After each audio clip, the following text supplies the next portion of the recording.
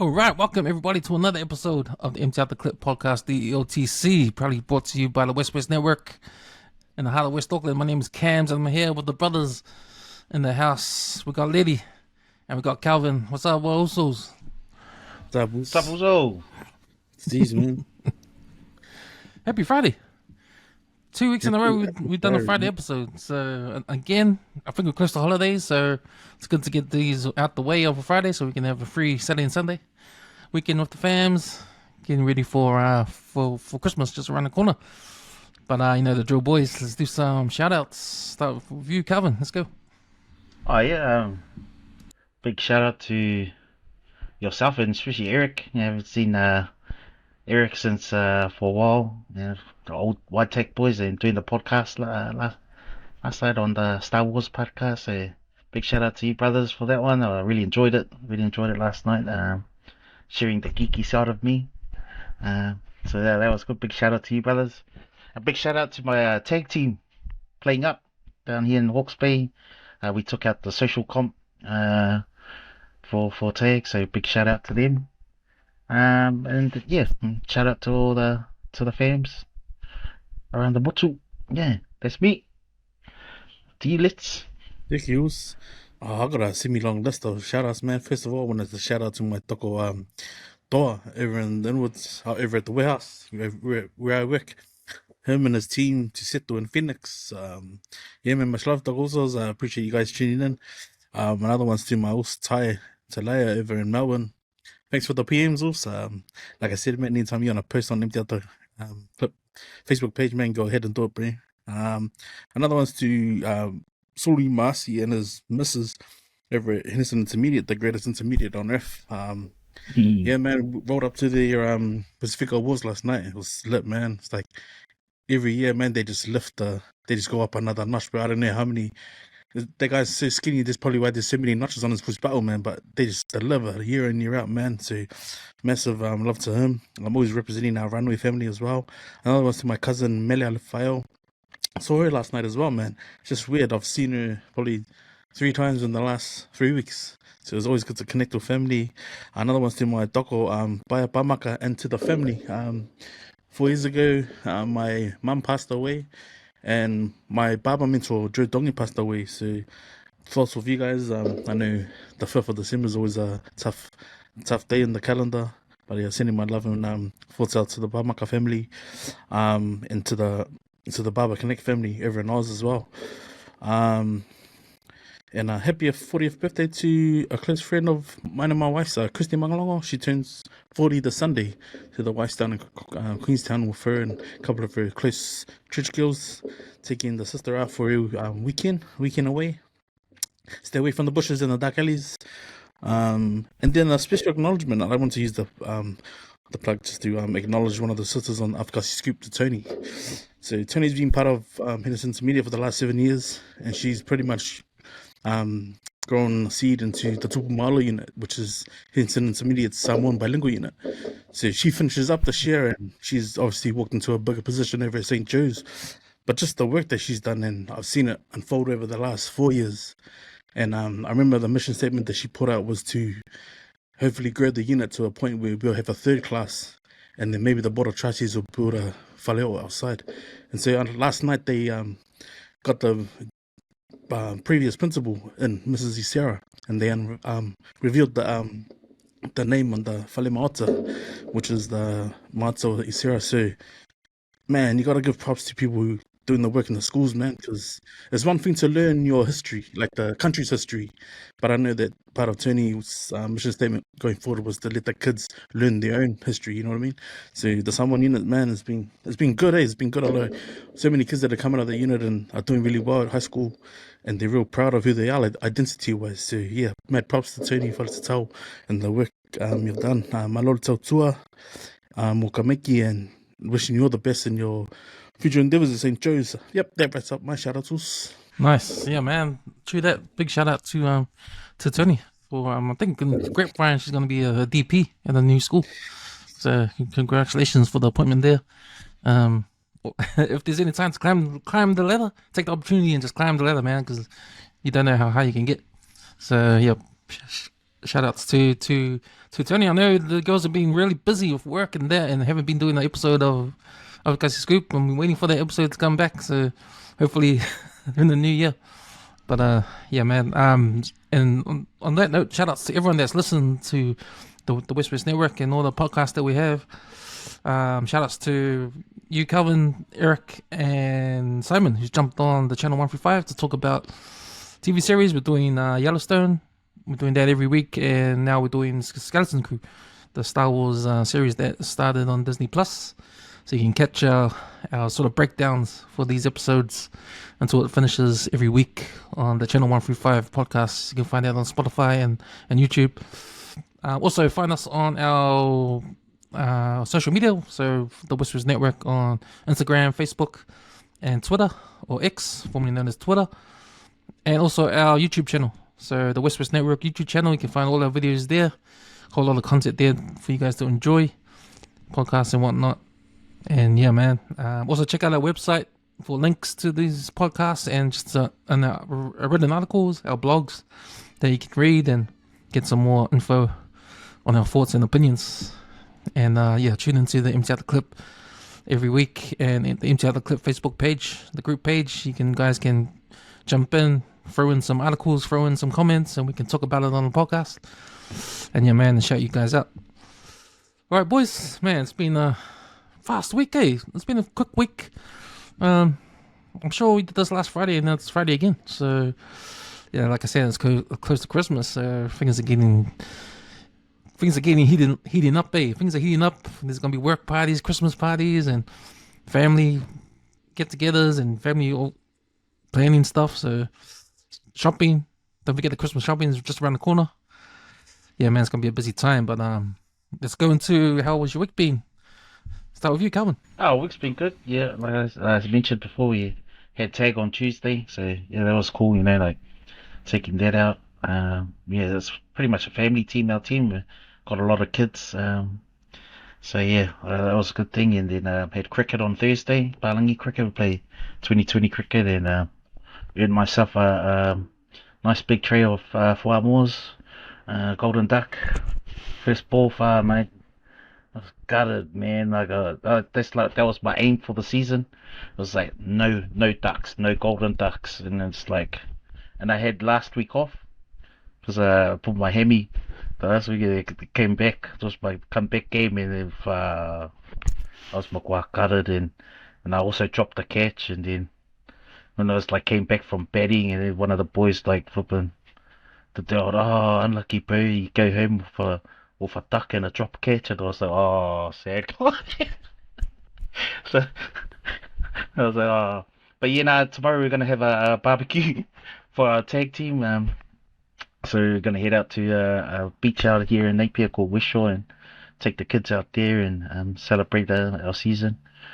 But apart from that, had a good week. Yeah, that's how was your week, Blitz? Was inga, man. My knee still gave bull, bro. And because I had the week off and I returned, but I went and saw the physio first thing on Monday morning, and he rigid strapped my knee, so I couldn't really bend it back. And my doctor was saying, oh, you should be fine to work the full day. So I came, must have been 6-7 hours, bro. I could just feel my vibe was like, I just want to, if you could have amputated my leg, that's how bad it felt, man. Yeah, and it just flared up, and I probably took maybe some anti-inflammatories and Panadol or ibuprofen, and just went to sleep. And I managed to be able to stand up, but after removing all the strapping, I went to the doctor first thing on Tuesday morning and told him. And then the man was almost like guessing, and that's when it annoyed me. He was like, "Oh, it could be gout, because it's so warm." And I was like, fuck, if that was gout, like I think, the gout pain that I've had in like from me just having that meniscus pain, I said, if that was gout, how would I be standing? You know what I mean? Because my legs should be still fuller. Like you can't just get rid of it with one round if I'm having a gout attack, right? And so he was like, oh yeah, true. So how about we book you in for an x-ray? So I ended up going to see another physio, get a second opinion. And crazy, bro. Sanga dude done it was it? Sport and spinal on Johnson Road. He must have put. I've had to fill out another questionnaire again about any allergies, if I'm on any meds. I was annoyed, man, because I was like, shit, it's the second time I've done it now. But when I gave him the form, I put just allergic to some of the strapping tape. The old school strapping tape that's like duct tape. Once the adhesive gets on your skin. So he put that flex stuff on me. He probably put like 2 straps around my patella, and then he told me to walk, sit down, tighten it. He goes, how does that feel? So it literally felt like he just fixed my leg, man. But then I was like, I'm still apprehensive about straightening my leg, Gave me a couple of new exercises to try, and it's not so much weight bearing. I noticed that the other physio gave me some weight bearing ones, and I was like, bro, that's like fucking sore, man. But no, yeah, it's been alright. But just the standing, like, fuck, it's taking a toll, bro, because my hamstring's tight. I'm starting to get a numb thigh, and my calf's like so tight. I've never had tight calves like this before, where I've had to get my kamakis to for 4, and I'm only doing 4 hours a week, man. So, man, bro. Have you tried magnesium oils? Well, I haven't been getting cramps. That's the thing. Like, I've been drinking a shitload of what's it called? Parade. But no, it's bro. I don't know what it is, man. But the doctor certainly doesn't really know what's going on there. But the physio reckons that this is pretty much the process, man. You go in, the doctor will say one thing, the physio will say another, but then the doctor's the only one who can refer you to the specialist, because it's coming up to 3 weeks now. My leg's still kaipu. Surely something's torn, and the doctor's the only one who can sort of refer me to the MRI. So, but yeah, shout out to the Palangi Maoli lady I bumped into at the X-ray place. I was having a mean conversation. Even got it to the point to go, you should jump on now, empty out the clip pod. And then I went in to have my X-ray done. She came out and she obviously pulled it up, and she's have a good listen. But yeah, it was pretty interesting, man. We were probably up there for about half an hour, having a good yarn. But yeah, it's just, bro, this pain, man, and it's not even the pain when I'm actually standing or like moving around. Like, I still can't pivot, but it's the after pains, man. Like, I'm sure if you're on ACC, like, the after pains shouldn't be sore. Like, I should be able to, because like even right now, my thigh's numb, bro. Like, how's my thigh numb? And I pretty much sat like half of my 4 hours that I was at work. But yeah, I'm on that buzz rules. Lost my close mate the other week. Now I've got a kaya leg, and it's like, fuck, man, it's not winning, eh? Hey, but I'm grateful to be alive and on the podcast, man. I can say that much. But you, Cams, how's your week been also? Man, I just got over a sore knee, eh? I think I had that kind of like what's called tendonitis underneath your knee. It's like if it's been like it's worn out, eh? So it's sore for like a week, and then it just comes down. So it's like a bruise, so it's annoying. It's not gout, so I don't think it was. So it's all good. Yeah, but I had a good week. It was quick, and yeah, like I said, it was a fast week. I just went to work and put my head down, and I was sort of like did it on purpose so I can make the time go faster. Because fuck, I hate the knee. So I hate the knee. So yeah, man, just did that. Come home, do the pods. Man, I'm really getting into the movie pods now. Like I'm gonna plan to start the late returns film reviews again.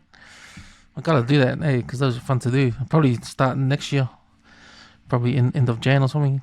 I'll try to do like a whole bunch of them and bring them out one at a time afterwards, after they're all recorded.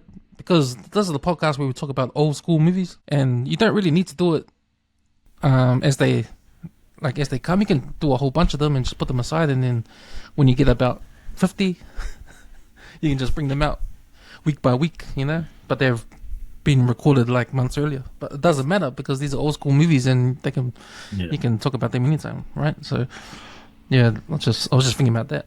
But man, I'm really enjoying the channel 1 through 5. I'm talking about my favorite TV show, Star Wars. That was pretty cool. And Yellowstone too. You're watching Yellowstone, eh? Hey, let's. Nah, I haven't been watching it. I'm still stuck on the first part of season 5. That's where I got up to. Oh. Yeah. What was it? Yeah, nah. But I just listened to your fellas spoilers. It's like, oh, sure. But yeah, but there are the YouTube spoilers already out. So if you want to be up to date, like in like 10 minutes.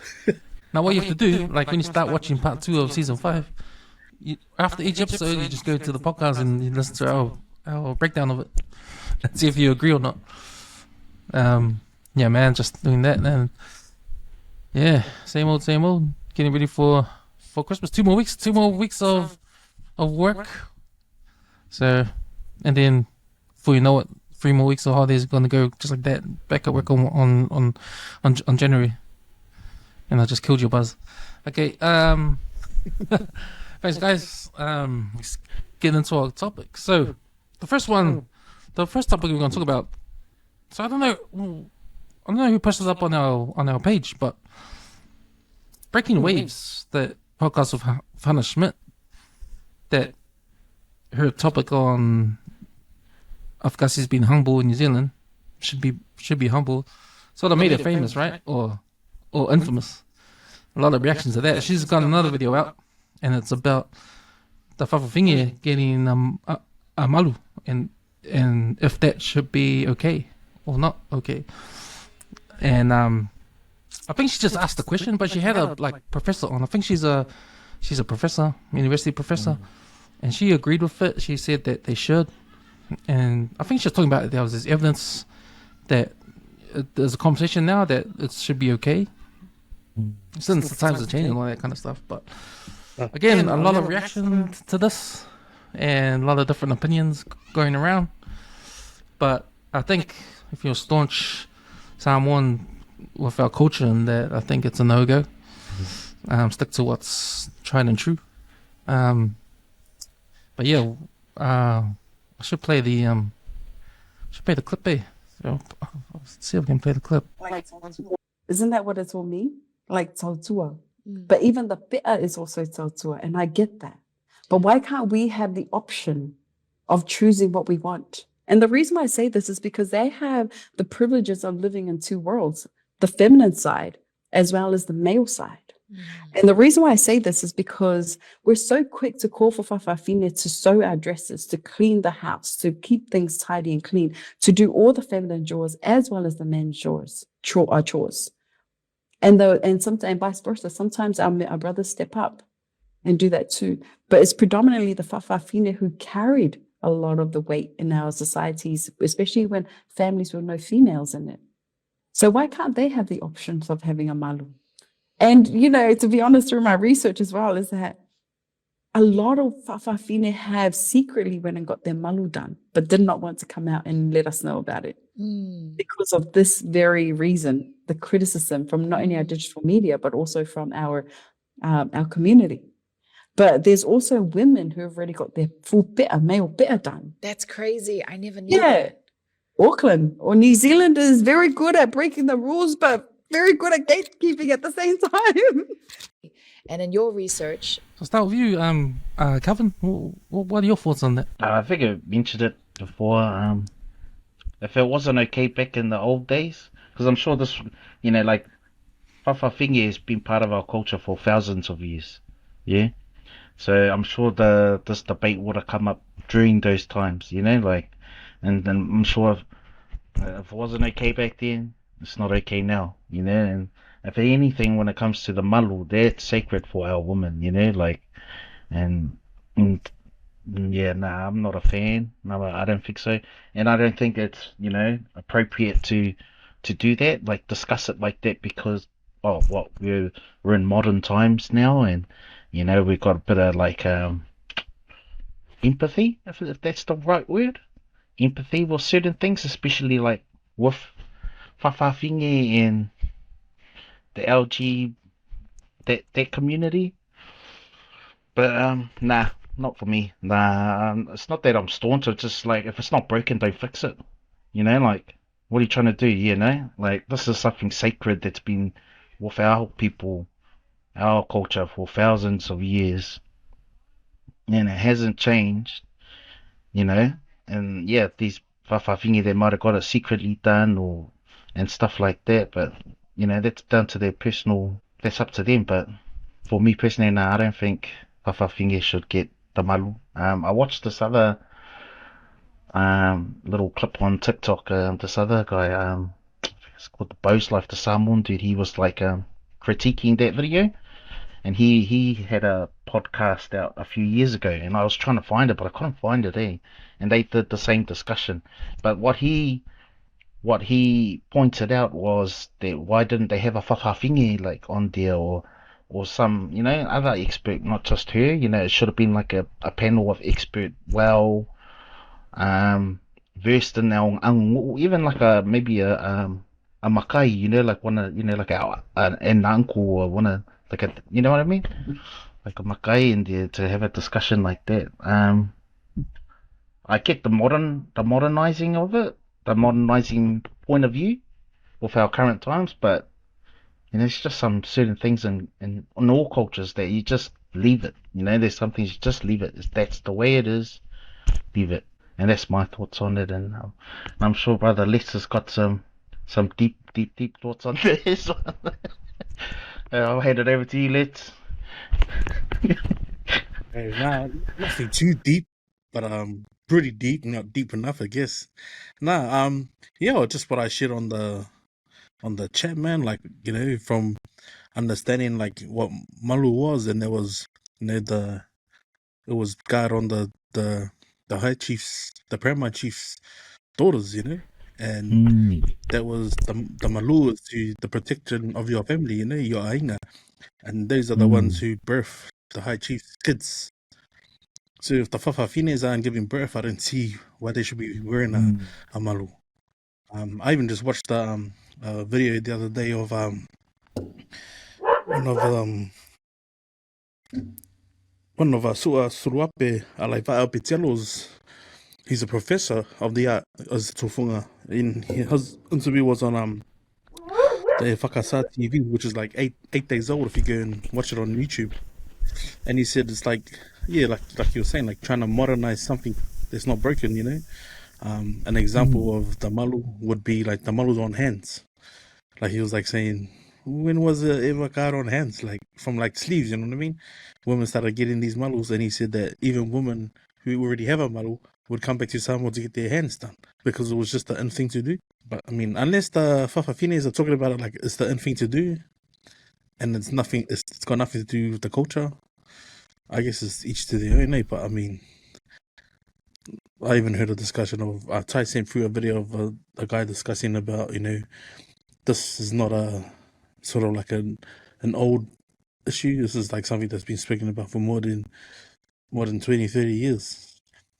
But I don't know. I think this breaking waves is just looking at clickbait again, There's another trying to get views, but yeah, man, it shouldn't be played with. I think, like, yeah, if you're not having kids and you're not a paramount chief's girl, whatever, man, you shouldn't be, and you're a fafa and you want to get a malu. I don't agree with it. I don't think it's right. Yeah, it almost devalues, It devalues something. There's one thing that, like, people like Tufunga's God, people who aren't even Samoan, I mean, I think that's along the lines of breaking something like that, But yeah, I just thought, yeah, it's pretty, it's like, I just thought, oh man, it's just for clicks, man. That's what that conversation was. I don't think that's not, Lianga something that's not breaking. Yeah, that's my 5 cents. But you, Cams? Nice. Yeah, I don't really have any sort of thoughts on whether or not it should be allowed. I am conscious of the changing of the times and stuff, and how culture can be vulnerable to that. And you see it with the Magai stuff. Like what's changed with that is that now women can get a title when men were the only ones allowed to get a title back in the days. Some villages in Samoa still practice that. A woman can't get a title in the villages, like the village where my old man's from. Women are still not allowed to get a title there, and that's just back to the old days, So I think times do change the culture sometimes, and that's one example. But even with the giving out of Magais too to overseas, like you get like the 50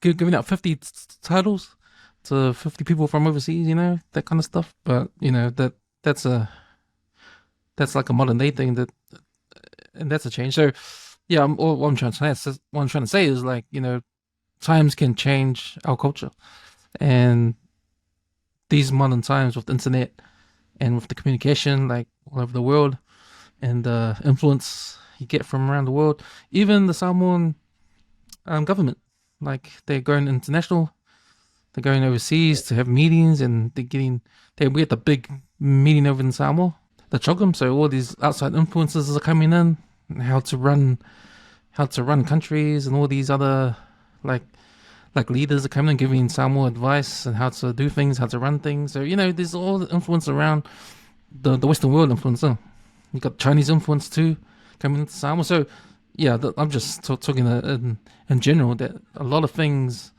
you could say attack the traditional Samoan culture, and I think these conversations will happen, especially with the internet and with social media. So yeah, I think it's just all these platforms can talk about this, and all these people can jump on board and talk about it, and then you can't really stop it, but you can only jump in the comments and say, nah, that's all wrong, or nah, you're right. So yeah, I think these things are gonna happen. But in my own opinion, like, if I know that a Fa'afafine has a Malu, like, for me, I'm not gonna think, oh, that's bad. I've got no opinion on it. Like, like, it's okay, I guess, or not. I don't know. I'll just go with the majority. If everyone thinks it's not okay, then yeah, it must not be okay. But I think that's how to protect the culture, is the belief that everybody has for that particular part of our culture. Like, our traditions. And you can only know our traditions through history, through word of mouth, how it's taught from our elders, bring it down to us, and we learn by listening to the stories, or going over to Samoa and taking part in the traditions, and those carry on, and it's the belief of these traditions, because it's our culture. In general, we all should know the same thing, right? So once it's changed, if little things change, and the majority of us can say, nah, that's not the way it is, because for hundreds of thousands of years we've been doing it this way. Until everybody starts to think differently, then the culture will change. And I think you can't stop that. You can't stop the belief if the belief changes, So if, like my example before, with the woman now getting a title, now that's changed somewhere that's changed. Before it's like, oh, no way, women cannot get a title. Now women can get a title. It's like, okay, when was that change? What happened? And the belief is slowly filtering down to everyone. So when that becomes equal sort of thing. So I don't know when my dad's village will break their rule and give titles to women. It might happen 10 years from now, it might happen 20 years from now, might not even happen. But just knowing that times can change. I don't like the way she used gatekeepery. I don't like that. Like, to be honest, it's not gatekeeping, man. It's holding on to our treasures, like, that's like multiculture, so they their version of the better, right? Only Māori can get that, like, I had a chat with, because when I was working with Doc, I worked alongside Hapu and all that, and talking to the brothers there, and I was like, oh, because like, you've seen non-Samoans having the better, and then when I spoke to those brothers, I was, oh, can non-Māori get the, I forgot what it's called, but the ones that like seem like the better, can non-Māoris get your guys' version of the better? And he was like, nah, strictly for Māori. And that's what I love, like, that's cool, and that's like, that's what I was trying to point out before. It's like, it's a treasure, it's something that's been around for thousands of years. It's been sewed into our DNA as Samoans, who are, well, like, it's not broken, don't change it, like, and if you want to step outside that and do it yourself, that's on you, that's you. But like you were saying, Cam, if that's our natural belief, that's a sacred, leave it.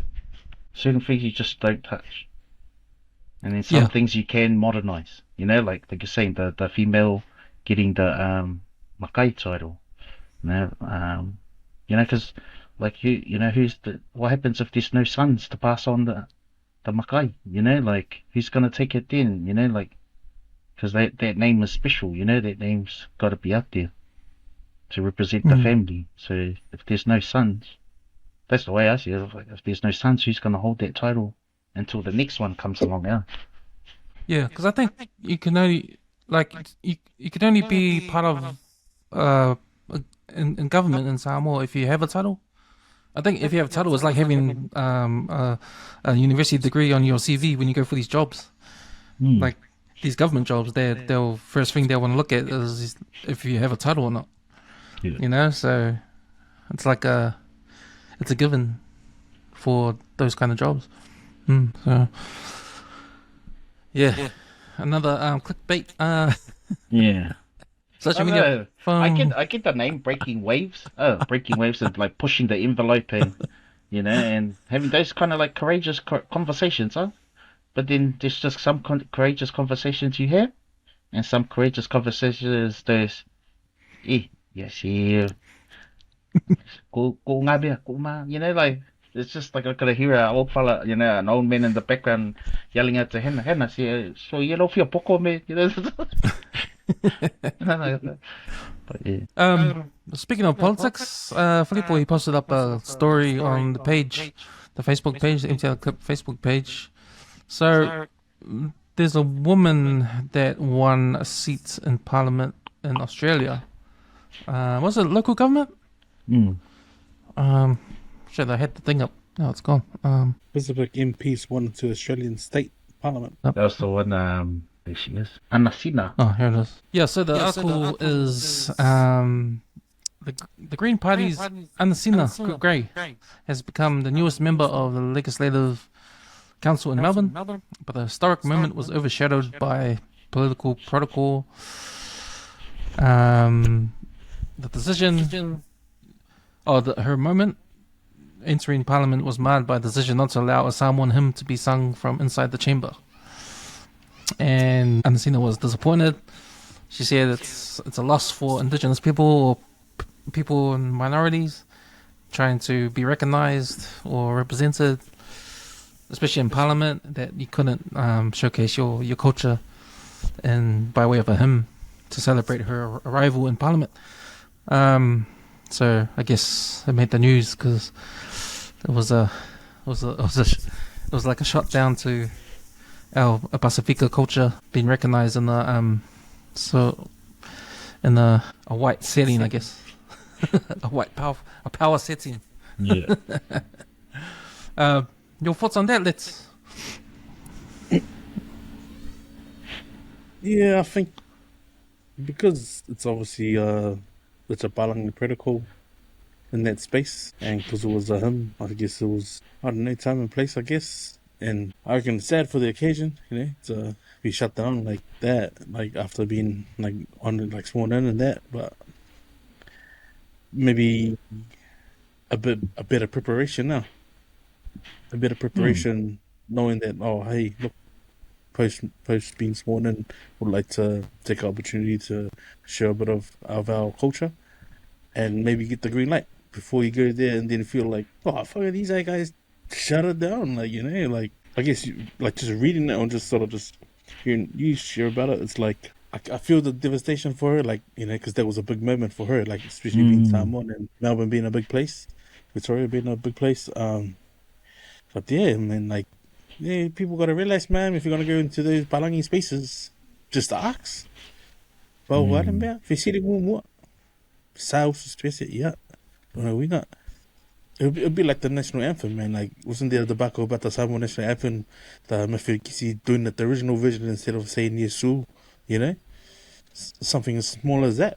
But yeah, I mean, gotta fight her. But yeah, man, I think it is a white room, isn't it? A white room with white people in there. So, but I mean, yeah. Sad for the Indigenous. They could have seen something culturally beautiful. But I mean, sometimes that's us, mixing culture and the church stuff together and getting it sort of like twisted.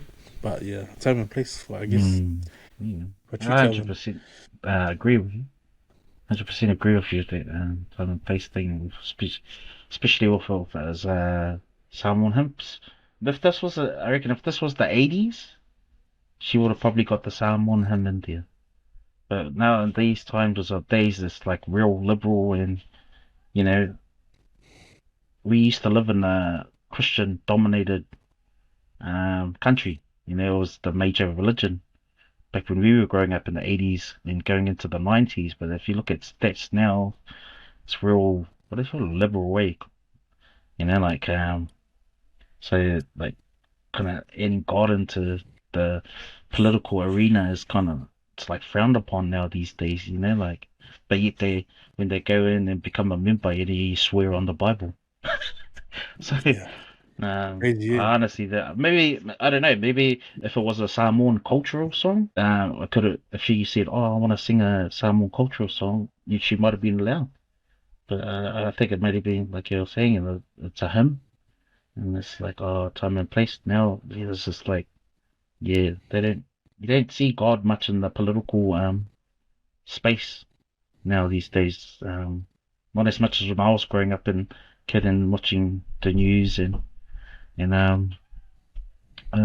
like David Longy days and Robert Muldoon days, you know, God was present then because it was very, you know, like Christian society back then. You know, everyone went to church on a Sunday. Even the Palangis went to church on Sunday.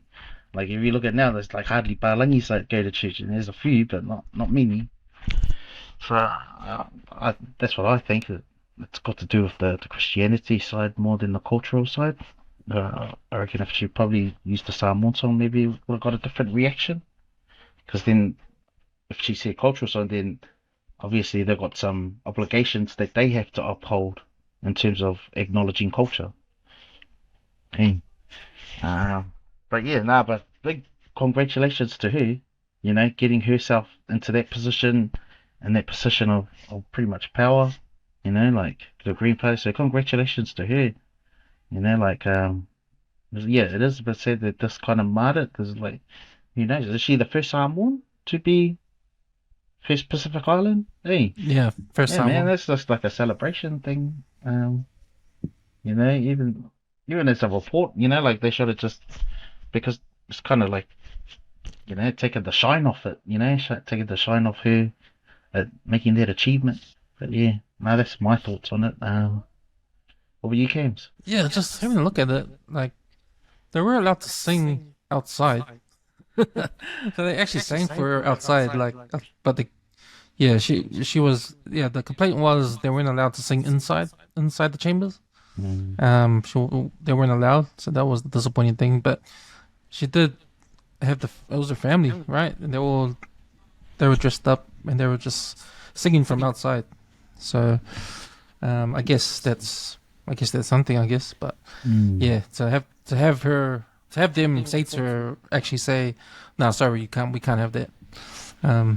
Yeah, it's a bit disappointing. But man, it's Australia, man. Can't expect less from Australia.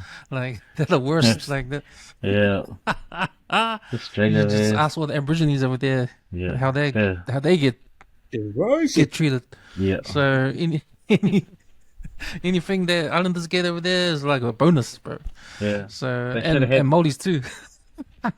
They should have had that Mitre 10 ad at the end of it. Australians. No surprises there. Exactly. Yeah. So, you know, they can try and trick the world and saying they're culturally sensitive by having the Aborigines come and do speeches at the NRL games and at the Wallabies games and all that, but we know it's all bullshit. They're doing that to tick the box, man. Yeah. It's like, you know, trying to show off to the world. Well, we know the deal. You guys are fucking racist as, man. Yeah. Australia, so yeah. Right. And their history is ugly. It's ugly, man. Yeah, man. You just gotta have to dive deep in that to know that you just can't believe the shenanigans went on. Like, yeah, man. The throwing them off cliffs and shit. Oh man. Genocides, bro. Like whole tribes gone, extinct. You know, like ugly. Yeah, so yeah, I guess it was no surprise. But yeah, big ups to Anasina for making it into Parliament in Melbourne, and hopefully she can make a difference. I know I talked about that book I read before. That it needs to be a third to have a voice in any sort of dominant group. Like you need a third, so she's probably one of 50 white people in there. So 50, so she needs about 20 other islanders to make a difference.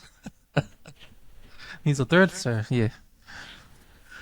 I think these stories are gonna pop up here and there, next year and all the other years to come. But she set the pathway, eh? Yep. And it's good to see her in there, setting as a role model for other Samoan Australians there.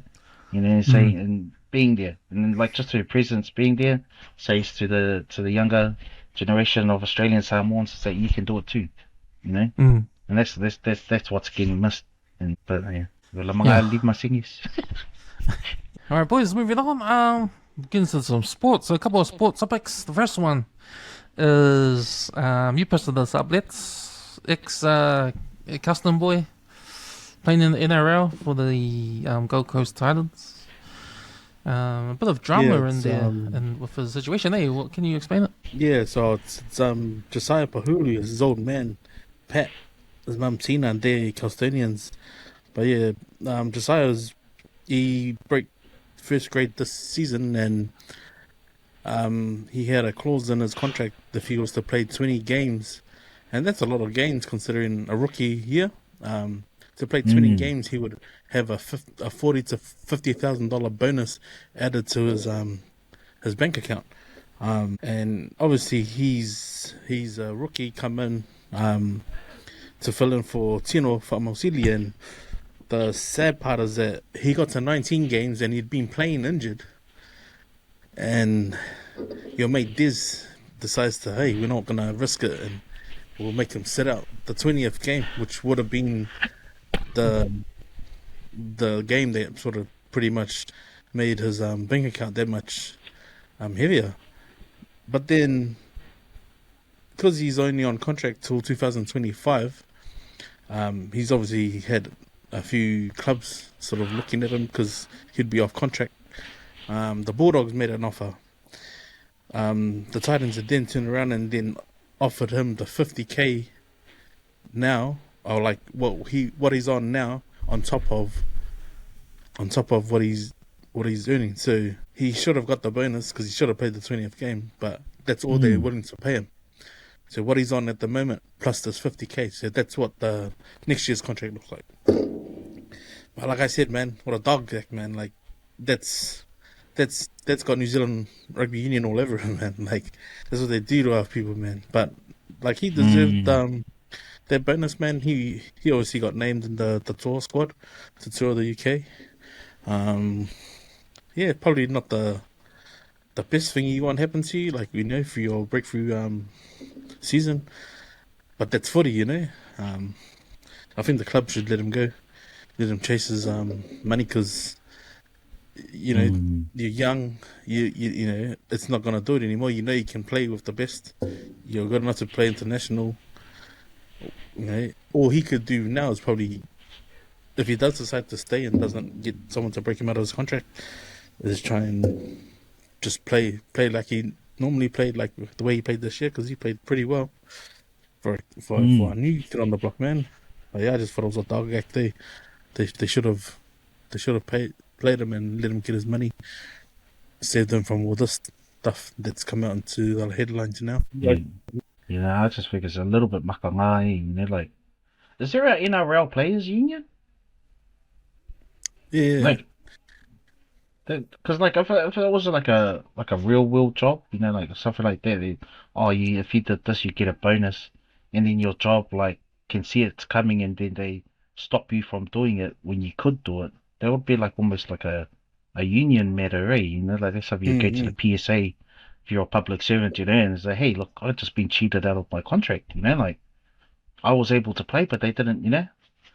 But I think it, like you're right, man. This always happens to our people. It's the exploitation. It's almost the exploitation because this kid played mean. I like the Titans, and that's my nephew's team. So I like watching the Titans, and yeah, like Tino got injured real early, and for a rookie, and especially in the front row, to come in and fucking he was coming off the bench, putting in some good meters, and yeah, like you're saying, he should have been rewarded. Like he filled in, they almost made top 8, eh? Titans, they were getting there and thereabouts, and yeah, it's just yeah. To me, it's a little bit makanga and comes across like a little bit exploitation, and then now they won't release him. Like the guy wants to go. You don't want a guy that on your team that doesn't really want to be there. Hey, that's the last thing you want as a team. And I'm sure like the priest, he's probably like feels the same thing. Like he feels like he's probably been cheated out of making an extra 50 grand for him and his family. Like he was right on 19 games. One more game and he would have got it. And it's like, come on, man. You might as well just pay him out. He made the 19, And it's just really sad. And then I think it's sad for Titans and that it's come out in the open and it's like, oh, because you won't be the only one that's got a contract like that, Yeah. And it speaks volumes to other young fellas coming through. And if they're going to have a clause like that in their contract, it's like, oh, well, are they going to do it to me? Are they going to do it to me? Are they gonna like use me and then just drop me off like that? Yeah, so I don't think it's not a good move from the Titans, and I feel for this guy, because like they put their heart and soul into trainings, put their body on the line, for the reputation of the jersey that they wear. It's only right that they pay their dues, It's a collision sport, especially with the way that you got HIAs and then it's the front rowers and the forwards that are getting the massive things and that. So, like that's just it's not right to do that to players. I think. Yeah, and that's my thoughts on it. What were you, Cams? This Hasley, ex Manly legend. I was scratching my head when Manly fired him for Seabold. But I'll give Des a little upcut of the award. Of the week award for this one. Like, come on, mate. Like 19 games, like you would give him that game just to let him get paid. And wouldn't that be a good story to tell the media when they ask you the question? Oh, so that was the reason why you let him play? Oh, because he's got 50 grand, so reward him, play the game. Only played 5 minutes. Just put him in for 5 minutes. That's all you have to do. If you're worried about him getting injured, if this was a nothing game, like you said. Right? Why don't you just throw him in for the last 5 minutes or something, and let him get paid? That would have been a nice story to tell, but that was an opportunity missed from Des. So, man, can't argue with the arguments there. How he got dicked around, and you can't argue with his agents looking for somewhere else for him to go. And if he had a good season, then obviously teams want him. The Bulldogs are in line, so hope he gets a big payday with his new contract with a new team. Or maybe deep down there's Hasler wanting him gone so Manly can pick him up. Yeah.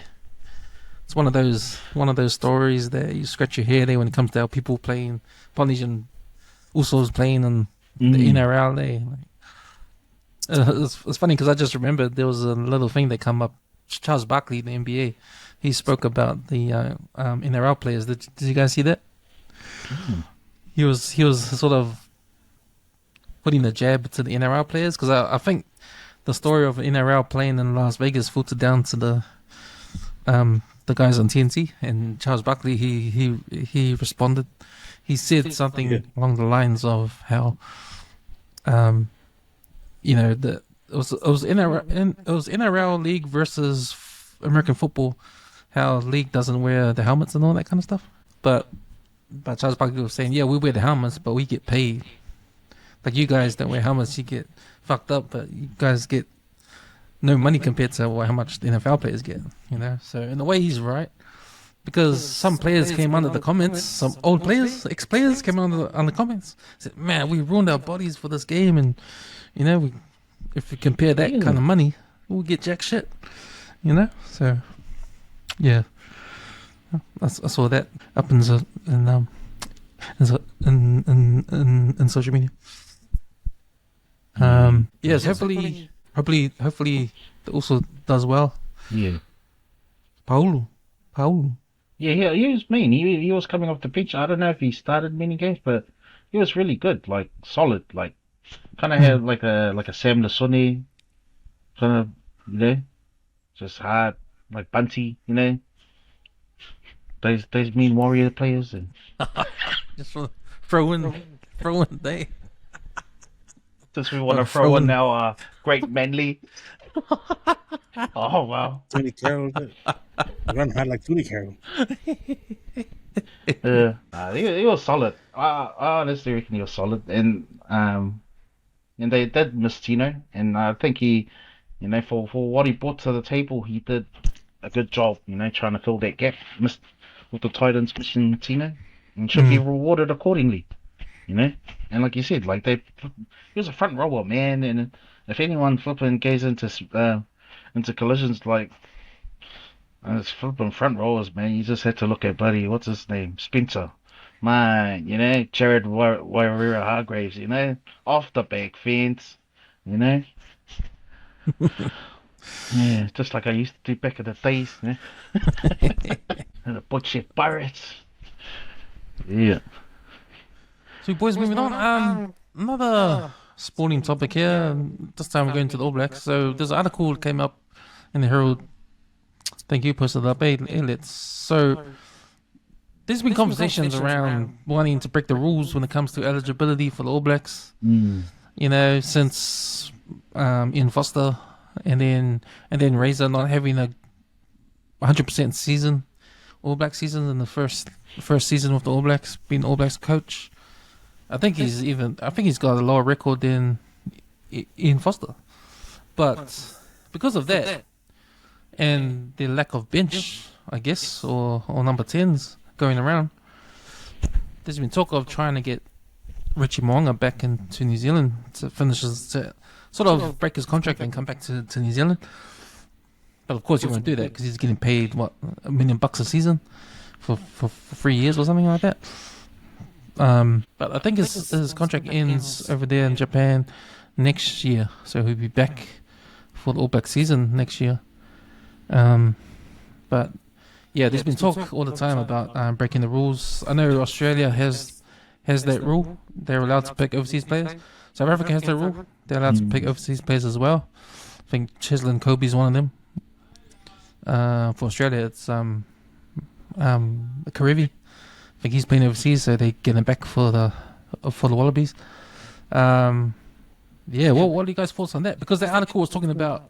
Since Joey Manu has left the Roosters and he's playing in Japan, he's playing Rugby Union, should the All Blacks go for Joey Manu instead of Ritchie?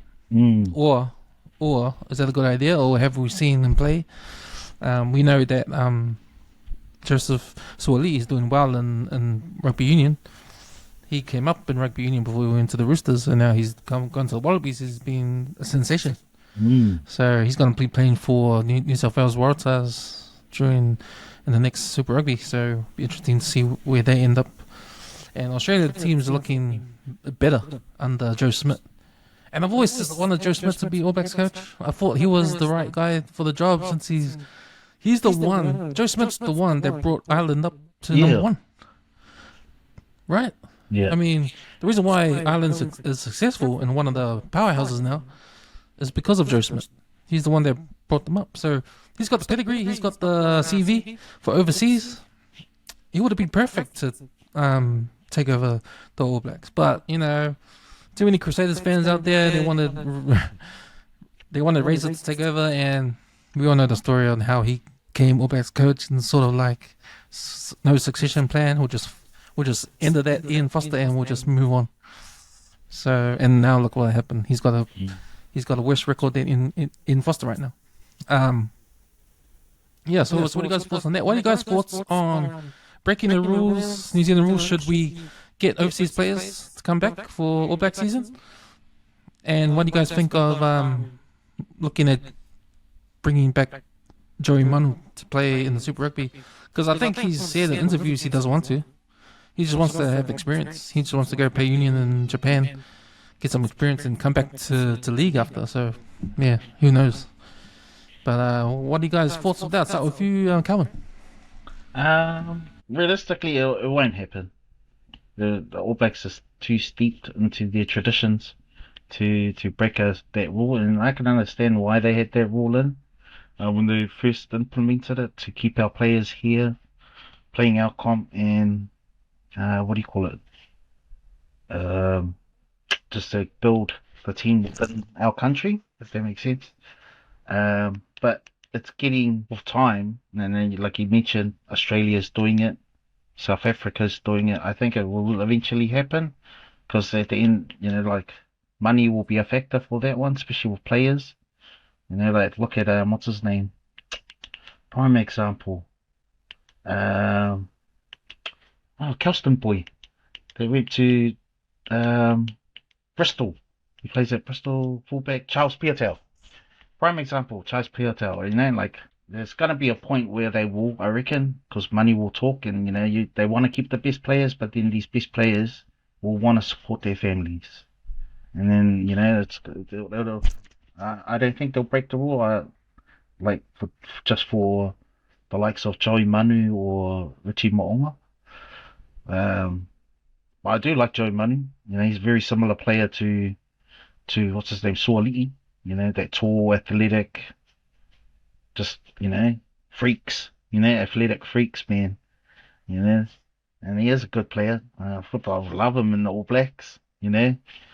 Love especially on the wing, because the wing's different now. Wing and rugby is different. Wing of 20 years ago, 20, 30 years ago was they stayed on the wing. But now you watch the game now, wingers roam, like they roam around. You have to just watch guys like Caleb Clark, he pops out of nowhere, all of a sudden, hey, he's on the right hand side, he's wearing the number 11. So it'll be interesting to see how Joey Manu goes in the Japan. He hasn't even played a game yet. He's in preseason training, so it'll be interesting. But yeah, I reckon it'll be me. You can follow his vlog. He's got a vlog on YouTube. It's pretty interesting. Yeah, he brings it out every week. Yeah, shows him going out with his new teammates. Yeah. So there's some Australians in there too, in his team. I wonder if he's released a song out there. Maybe he had a... But Aaron Smith's in this team. Aaron Smith. Yeah, I saw that. I saw that in their preseason. One of their preseason clips. Aaron Smith is there. Yeah. I really like. He's an athlete. Like he's just a natural athlete. But I don't see the All Blacks doing that unless it was Dan Carter or Richard McCaw. Yeah, maybe they would break the rule for that. But I don't think they will break it for Moana. But I think it will be something that will happen in the future. Just because the game's growing and money talks. And yeah. But those are my thoughts on the breaking the overseas rule. What about you, Lex? Personally, I think, going forward, I mean, we seem to, like the ABs seem to lock the best of the Pacifica players, stopping them from playing for like their heritage nations. But like if they were really serious about winning World Cups, and this would go for league as well, they would sit down with the rugby league, and they'll discuss how do we win like a World Cup using the best rugby and league players that we have. Like instead of like strangling the talent, how about make the talent compete and actually pay them decent money? Like find a major sponsor and just say, hey, if you make the ABs and we make the semi-finals, this is what you're gonna get paid. If you put an incentive like that in front of them, guys will probably jump ship easy. They'd wanna fight for an AB's jersey or wanna fight for a Kiwis jerseys. Because you look at the Kiwis now, there's so much talent in the NRL. You don't need to look up north, because there's pretty much a New Zealand-based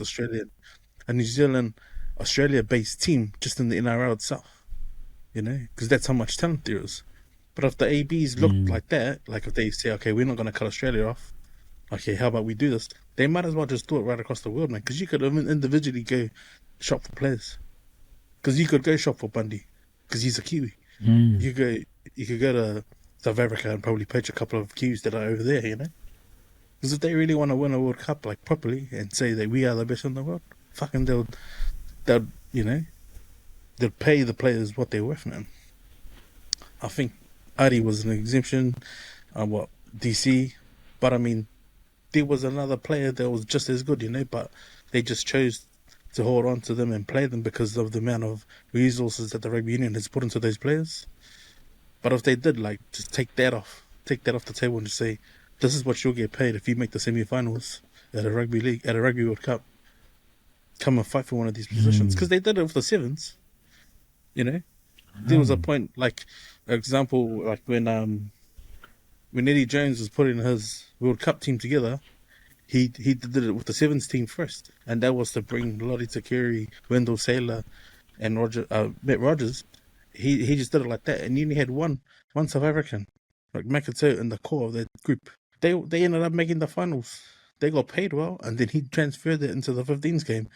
And that was pretty much the height of Australian rugby, man. So if you can do it like that, New Zealand's got more talent, man. New Zealand's got way more talent. All they need to do is just put the right amount of money on the table and just put the focus on the players. Bro, think about it. Super Rugby is only 12 games. You play 26 games on the NRL. Fuck, guys are gonna jump ship. They wouldn't even bother going preseason. Like they said, they get killed at preseason. Wouldn't you rather just do a sevens training and then go into the 15s game? It's more attractive, man.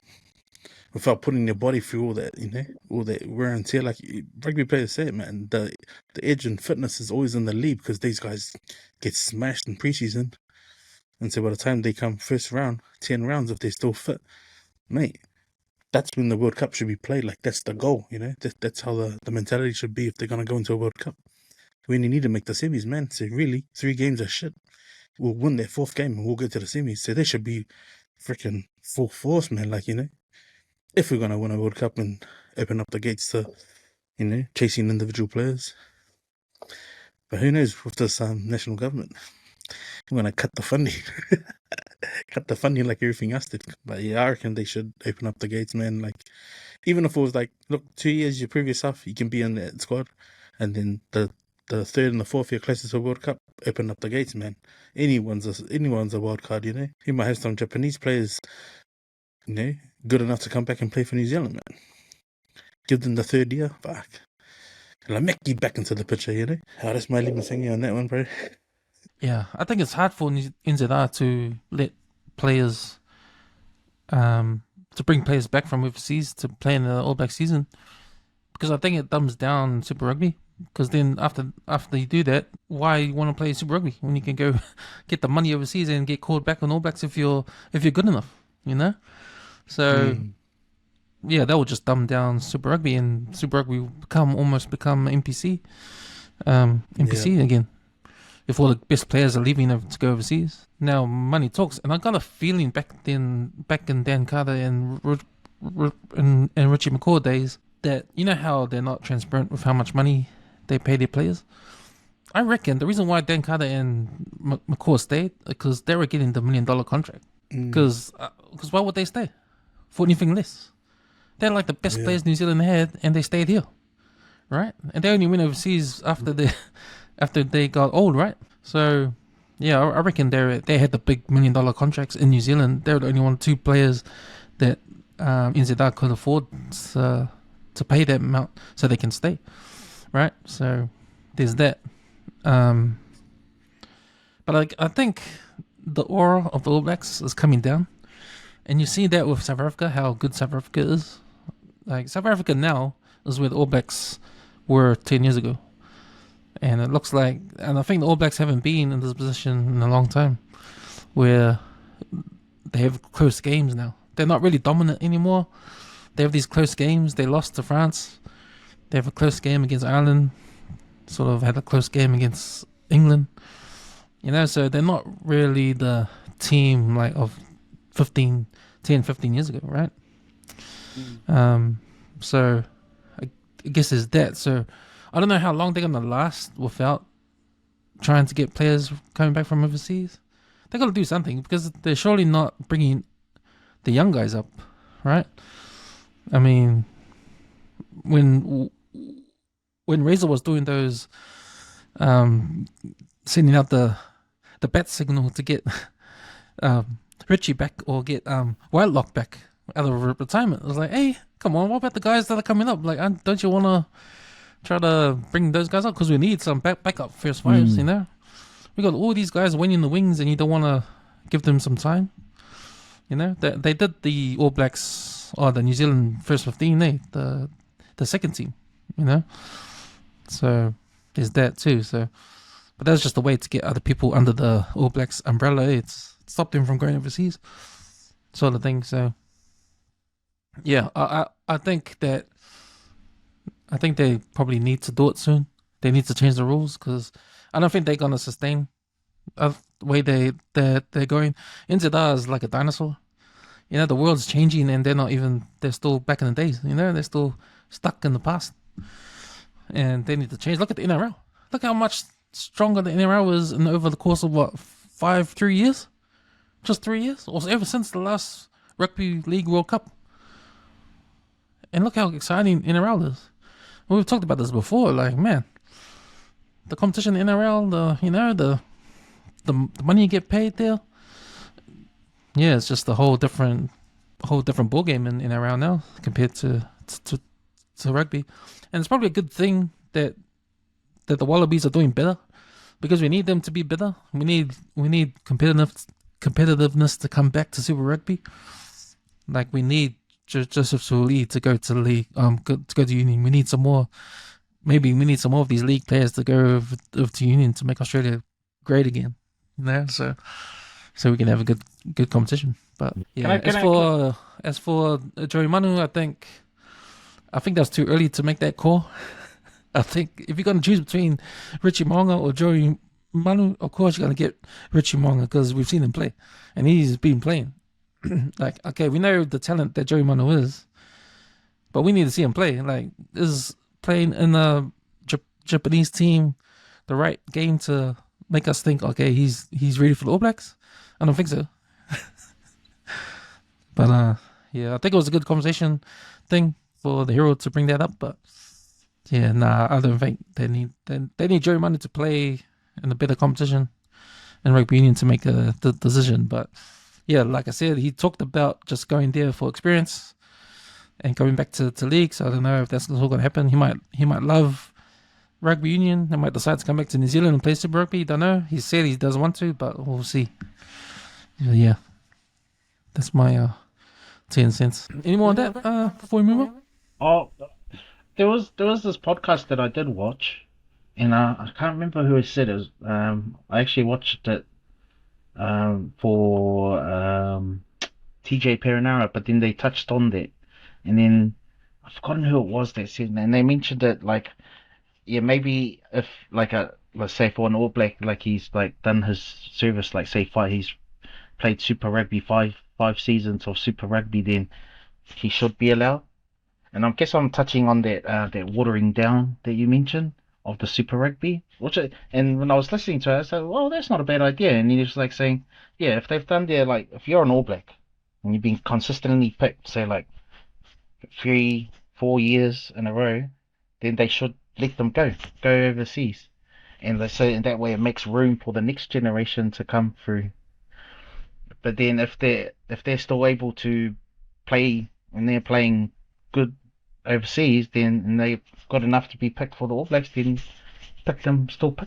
But like let them, don't release them, too early. Like let them play here for, earn the jersey and then still play with Super Rugby for a certain amount of years, and then they can go earn the money. Because that's the thing. That's why these guys are going, because they're getting these flipping contracts thrown in them, and it's just like, oh, okay, man, I can't ignore this, And that's what they were touching on, like they've done their service to New Zealand Rugby, let them go out and earn their money now, and if they're good enough, come back and allow the room for the next generation to come through. Yeah, but no, that's my 2.5 cents there. Nice one, boys. Time for Fia Poko of the week. What do you got for us, Leti? My algorithm's working up, man, ever since my legs been younger. But And shout outs to those who've been private messaging me 2 months to post on the Empty Out the Clip page, so they've got me to post it on their behalf.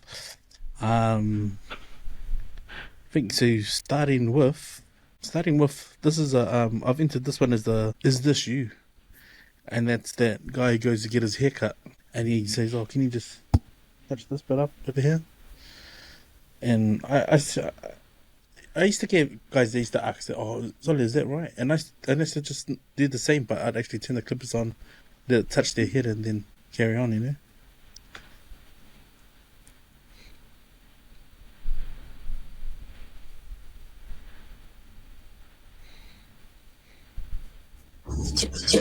That's the one. Eh?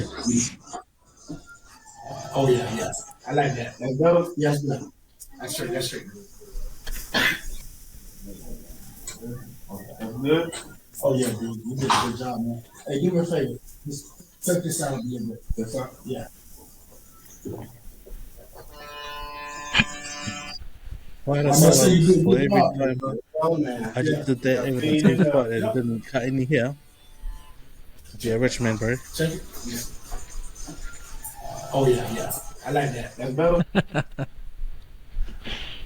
You guy, bro. Typical, bro. He didn't cut his hair. He didn't. No, he There's turned it nothing the wrong other with way the cut, around. mate. It's just like one of the guys got some, oh yeah, touch that up. Oh, yeah. That's the trick, eh? Old Bob was doing. Yeah, I got this one they sent in from also Howard Pesci, and this is a guy who gets stopped on the street, and it's called Rest in Peace Hesh One. It's a rapper. So I don't know what this guy's on, bro. Must be on the cordial, bro. I don't know. Must be some hard cordial there. But he's got to listen to his flow. What do you call it? Should we say his flow?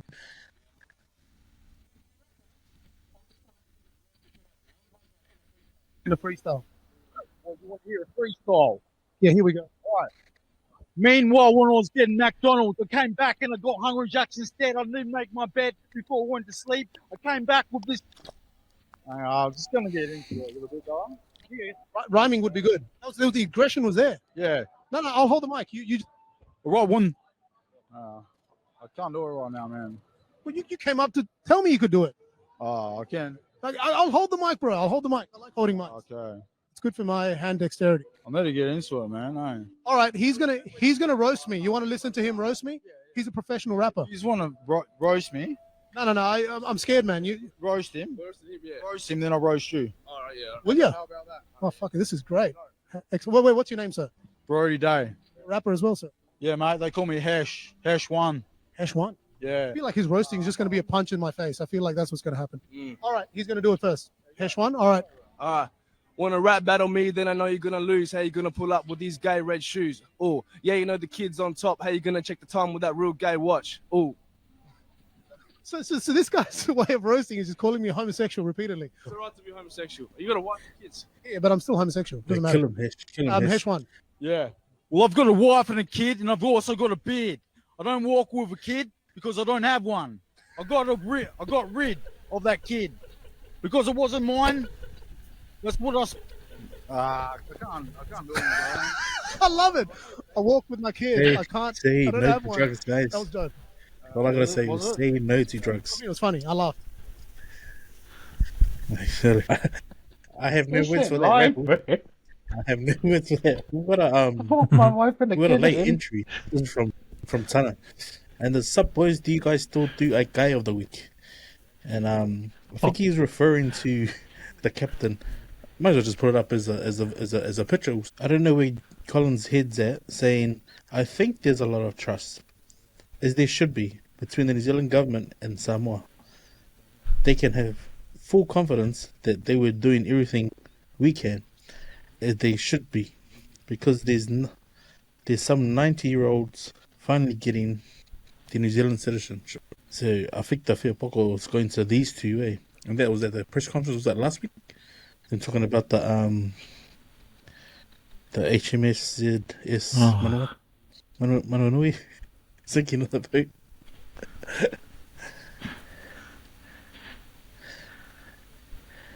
Yeah, that's a hard one, eh?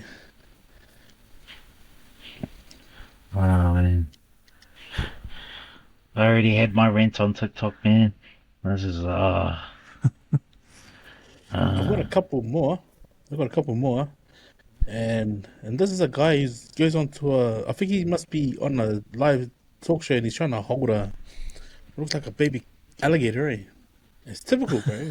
Typical of a black man to just go Marvin Gaye when he's holding something out of his control. So obviously the two animal welfare people trying to hold the crocodile told the guy to hold it. That nigga had me scared, but I held my own. But yeah. No, hold him tight. Hold him tight. Hold him tight. Hold him tight. It's okay. All right. All right, Johnny, you got it. Shit, that nigga had me scared, but I held my own. Yeah. Fuck that. Oh man, keeps getting better and better, man. I got two more. So this one here is sent in by Vipet Shobers, and there's a guy who's wearing shades in the clubs and he's trying to hop up on stage, man. And he just no. I tried that on. The security's obviously Bluetooth device connected successfully. Oh. What is that? Is that like a? It looks like a Like rail. a mini stage. Yeah. Oh. So it must be like a rail where you're supposed to walk up, but he's obviously gone through the rail and he got clotheslined by the top rail. No good, man. No good. And this one's got to take the cake because it's the festive season, bro. It's almost Christmas. I had to put this on, and this one's from the. This has to be the funniest answer in the gaming show history. And it's the question for me. It's the question for me. Each year? Wednesday. It's December the 25th. What date is Christmas Day traditionally celebrated? Each year? Wednesday. Wednesday. It's December the 25th. It's December the 25th. What date is What Christmas date Day is Christmas Day traditionally celebrated each year? Wednesday. Wednesday. It's December the 25th. It's December the 25th. What All I date can say to him is, you be sitting out on Wednesday, you ain't getting no presents, son. Now that's the last of the Fia Pokos of the week, bro. I'll throw it over to you guys, bro. You guys pick, man, because I'm still laughing at the guy rapping it. Oh, mate. Yeah. Hash one, mate. Hash one. You know? Here's one, bro. Oh, my wife and my Here's kid. one, eh? Look at that too. I didn't have one. I'm giving But this to you the can- black guy of holding the alligator. I can't. yeah. I am. That kind of reminds me. Have you guys remember that talk show and Kevin Hart's on it? And I think the Crocodile Hunter's son came on. Oh And yeah. it just kind of reminds me of that. Yeah, black guys and flipping live animals just don't mix, eh? And it was funny because it's experience that because you know the zookeeper guy, he's telling him to hold it tight, but in your head, holding it tight means something else to his hold it tight. Because his hold it tight when the alligator is experience, right? He's been holding tight alligators ever since, so he knows how to handle them, right? But when you say hold it tight to someone that doesn't have experience holding an alligator, well, that's a different holding it tight. So he's saying, I am, but that's how he holds tight, but it's not how to hold tight an alligator. Like, fuck. I just crack up. You know what? That just shows me why David Tour's knockout reel was the way it was, man. I am. Because of that shit, you know? There you know. Well, there you are. These are our two Fia Pokos of the weeks, man. Sweet. Also, you've got a memory lane for us, Let's. Oh, yeah, bro. So shout outs to this guy, bro. Was it Tochi Malolo? So I just started following this dude on Insta, man. He's got some pretty hard case content. He's like another full observation house analysis guy. But the memory lane is there's white people and there's island people who like there's white dads and Samoan dads, everyone else is dead. And it's of a kid, like if you wanna play it, he's hurt his hand. And it's the empathy of like, oh, my poor son, let me go get you a band-aid. And then there's our dad's like, oh, dad, I cut my hand. And then you get the lecher, and then you get the slap that comes with the lecher as well, man. So, sure, there's no secret to... I hurt my hand with the knife. Sorry. Son, that's what happened. I told you not to play with the knife. Come on, let's go get a band-aid and fix you up. Okay, let's go. Titi. Olha! Olha, vela, eu li my language. Sorry. Hey, vamos. Kom op, verkeerd. Olha, vamos, met de oude lief. Olha, my language, eu kan keep perish, eu I hurt my hand with the. Is it Whoa. not a painful memories, also? Yeah. Yeah. I gotta tell you, like when I was a kid, traumatized when I got in trouble. Like you get the fussy bow from old man, or if it was my mom doing it, she'll kill you with words, and like in the frying pan. Oh man! But you know, if you cry, you give him more because you're not supposed to cry. You're supposed to be a man and take it. But you know, America, they sent a whole army over to Iraq to look for weapons of mass destruction. Honestly, mate, they just had to look in every Samoan household, and go to all the mums, mate. They had the weapons of mass destruction, and it was whatever is in that radius, what was around them, whatever was hand reach, mate. And they sent a whole army, mate. Just had to come to my house. Yeah, and I'll show you weapons of mass destruction, also. Also, I gotta say this. You know why kids are so good at White Sunday? Because of these sort of videos. Yes. Because if the smallest thing, for example, if the smallest thing was a refill paper, you have to make out that when you get hit with that refill paper, it was like someone hit you with a ton of bricks. Yeah. You gotta sell the hidingos. Because if it was like with a bag of rice, and you sit there, because as you get older, you get immune to it. And if the reaction delay is not good enough, mate, that's when you get the up on 2 legs. No, I'm sorry. Shut next up. level, next level. Shut up, but we're my next door. How did you hear that one, It's funny, because as you get older, and you reminisce at the table, and you talk about how each other got hidings. You got the worst hiding of your siblings. True stories, man. That's true stories. It's just straight Shout out up. to that guy for doing a video like that, man. Like, Bro, but the thing that cracks me up on that one is just the mangingo of the slap. It's just like, it was that mangingo that you felt like you got slapped too. It's like, you were like, probably, I fucked that one. But who says that, Who says that? Get the knife, I'll cut your head off. Like, wow. Good try. And then that's when you think, far do you hit that sort of things in my house?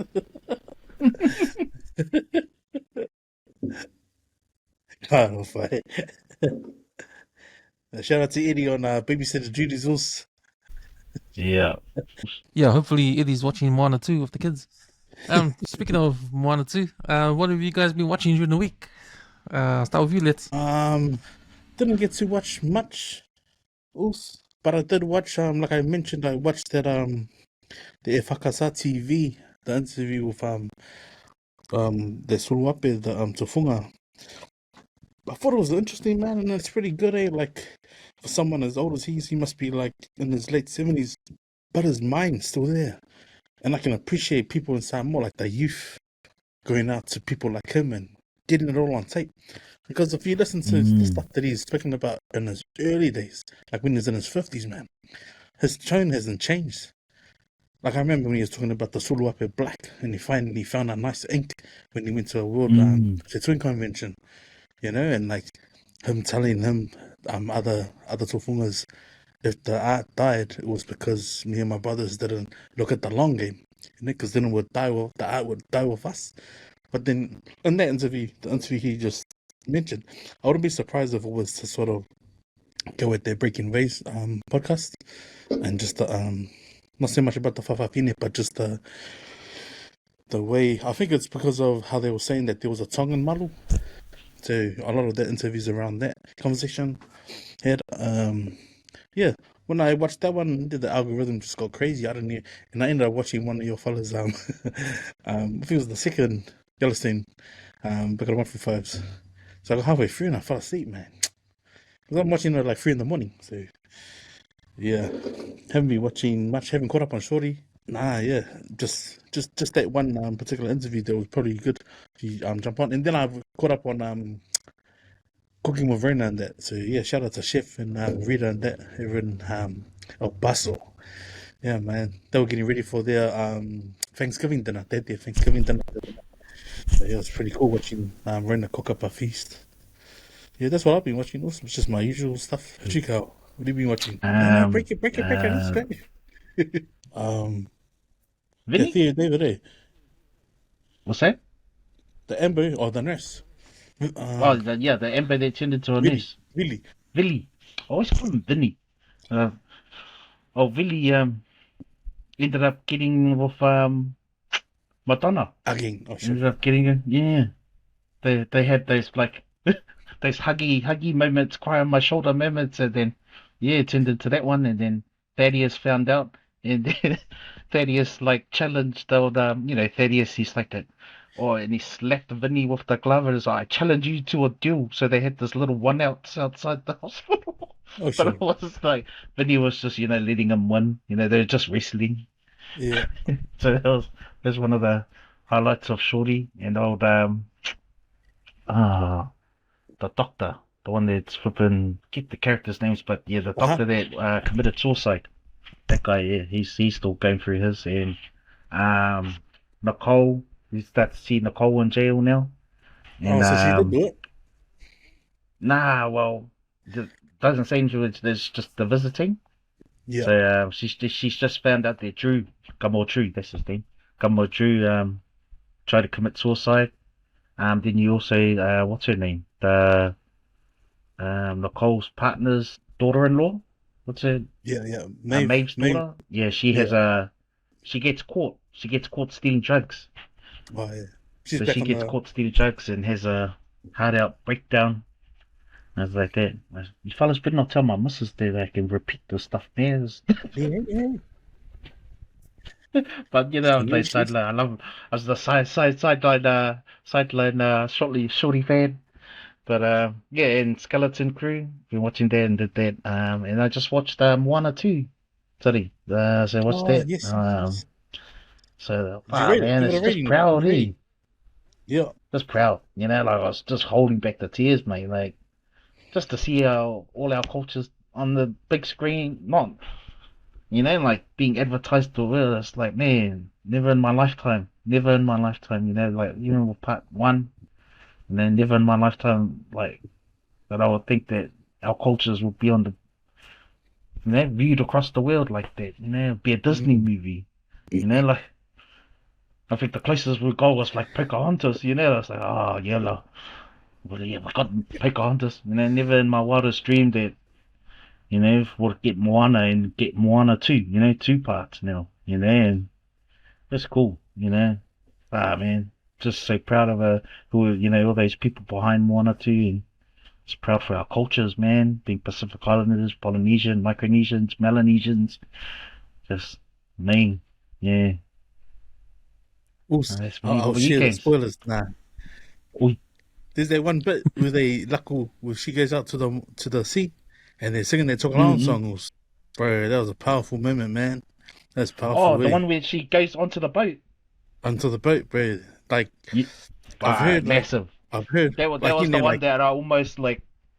Yeah, because what it brought back to me was because I got an uncle who came in the 70s. And he said when they did the ballot for you to leave Tokelau and you had to catch the boat to Samoa, it was like that. They just ripped out, yes. But they just picked their stuff and left. And they were singing. That's how they left Tokelau. They was just singing a song. So something along, I wouldn't be surprised if that was something that he heard about and wrote the lyrics to that. But yeah, bro, when I watched it, I was proud, but I was also sad because I've heard stories of like when my parents came as well. There was the same thing. They just gathered on the Matawhanga, pretty much a few steps from the house, and they were just singing as they left. Like, trying to make a happy moment. But I was like, that was a beautiful scene. I really loved it. And you could tell it was talking away. Same, I didn't go to the BBC. I looked through the window. Just leave it at that. Me, I've been watching, besides watching Skeleton Crew and Yellowstone and Landman, I've been watching on YouTube, like, I've been watching the live at Daryl's house. Hall and Oates. Daryl Hall and John Oates. There used to be that 70s group. They're saying Sarah Smile, she's gone. Out of touch, Man Eater. Oh, yeah. And I can go for that. Yeah. Well, this is a YouTube called Live at Daryl's House, and Daryl Hall, he's old now, but he does these live sort of he does live music at his house, and he invites artists to come over to sing his old songs or sing their songs as well. And it's pretty cool way. It's pretty cool. He had CeeLo come over his house, and they sang their hits, Hall and Oates hits back in the days. I Can't Go For That and on One on One. But they've got he's got all sorts of artists coming through, and they just do a live rendition on these old 80s and 70s 80s and 70s songs. It's funny because Hall and Oates, they're big artists in the 70s, 80s. They're in like a battle way, a legal battle right now. So I think Daryl Hall, he's filed a restraining order against Oates, against John Oates, and they're sort of taking each other to court. I think Hall is sort of he's accusing Oates for trying to sell his share of the masters like the company's own. It's like you actually own it. You actually own it. Yeah, so there's a bit of thing going on there, but no, it's good. You should check it out on YouTube. It's called Live at Daryl's House. And there's one particular song, the Footloose song with Kenny Loggins. Yeah, that's a good one. Yeah. But if you YouTube Live at Daryl's House with CeeLo, those songs are pretty good too. He's a mean singer, CeeLo. Yeah. So yeah, other than those films we're doing on Channel 135, that's what I've been watching on YouTube. Also, I'm looking for there's a new documentary going to come out on HBO. It's called Music Box, the story of yacht rock. And if you're a fan of, again, it's like Hall and Oates kind of style of music back in the days, like Dr. Hook, and Malcolm McDonald, and Kenny Loggins, and Lionel Richie, and Player, all those white bands that sing like soft rock back in the early 80s, late 70s. That style of music, that's actually a genre, and it's called yacht rock. And you can actually find it on Spotify. If you Spotify yacht rock classic hits or top 100, will bring you a list of all the music from that era, and all bad music, man. It's bad songs, man. It's cool, like music. And it's funny because they're all white. They're all white boys, but their style is like an R&B, sort of like soul. It's like Toto and like Toto. They're one of them. I guess the song that I always like watching, and when I first heard it, I thought it was a black, group, and then when I watched it on YouTube, it's Pahulu. Yeah, exactly. So that's a genre back in those days, and it's these white guys that are into soul music that actually made up a band, and that's where you get your Toto from, and Mark McDonald and all those guys, Kenny Loggins. So that's a genre called yacht rock. Sweet boys, coming to the end of the episode. Let's do some last words. Let's go, Kelvin. I guess my last words is got to do with the old festive season coming up. And it's just that time of year. I just be a little bit kinder, be a little bit thoughtful, and be a little bit empathetic. There might be someone less fortunate than you out there celebrating Christmas. So just be a little bit kinder, just a little bit thoughtful, and a little bit empathetic in this time of the year. Because you don't know what the other guy or the other person is going through during this time of the year, especially like those that are in separated families, or away from their families. So just be a little bit kinder. That's my last thoughts for today, and shot for the pod too. Hand it over to you, Lex. Thank you, my host. Absolutely, 100, man. I just saw one of the boys shared one of his YouTube, his Snapchat. He's coming up to a checkpoint. So it was like, must be a sign. But that's to anyone, man. Yeah, festive time, work parties, and now, man, get an Uber, bro. Reach out, sort your right up beforehand, you know. I mean, New Zealand's got one of the highest statistics for drunk driving and people passing away on the roads, and every year their toll gets higher and higher, and every time we try and go here without them, it always occurs, you know. Just like a up and coming Tongan rugby league player, he lost his life over, wasn't even drink driving, it just over the letting his mate take the wheel, you know. And now that guy's not here, and his best friend is the reason why he ain't here. So just little things like that. Yeah, my last words is yeah, man, I'd rather you call me drunk than me visit you, and me having to visit you in a cell or visit you in a morgue, man. So, but hey, if it means you got to ring me 3 o'clock in the morning, ring me, I'll answer the phone, man. Like, it ain't worth it, you know. And saying that, man, kill a late in all about. Sure, boys. Yeah, man, it's good to get the episode out before the weekend. Yeah, man, just have a safe one, guys. And yeah, like you said, Kelvin, and let's like drink driving. Try not to do that. There's Ubers, you know, there's the festive season coming up, and a lot of work parties gonna be happening. It'll be hard to book out anything in town now. Everything's booked. Like everyone's doing their Christmas dues and all that kind of stuff. So hope everyone out there just be safe, and yeah, man, don't do any anything you regret with your workmates. Yeah. Don't want any, you know, that stuff. But nah, man, it's all good. Yeah, man.